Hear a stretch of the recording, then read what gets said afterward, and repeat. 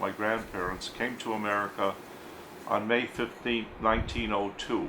They migrated from Poland and arrived in New York, and I have the documents where they had a sign coming into New York, which was ironic. They had to actually sign a paper renouncing the Tsar to get entry.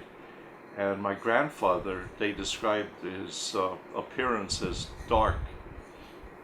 Today they would ask you race, white, Hispanic, or something like that. In those days they gave you a description of him. They said he was dark complected. He was a farmer, and he was a small man. He was not a big man. He only weighed about 150 pounds and 5'4".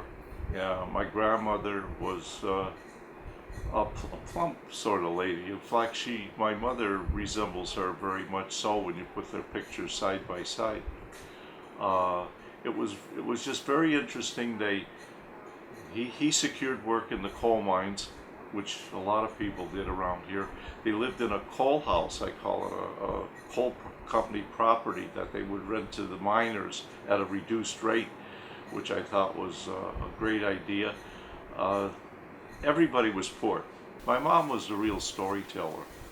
She told us the stories about her mother and father. Basically just lived there and made a family and had a nice life until circumstances took her husband away. I really think it was the old land of opportunity type thing, and what was interesting about it, when they came here, they really blended in to the other groups.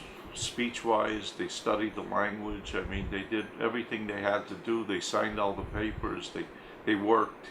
They didn't get any help from the government. Nothing.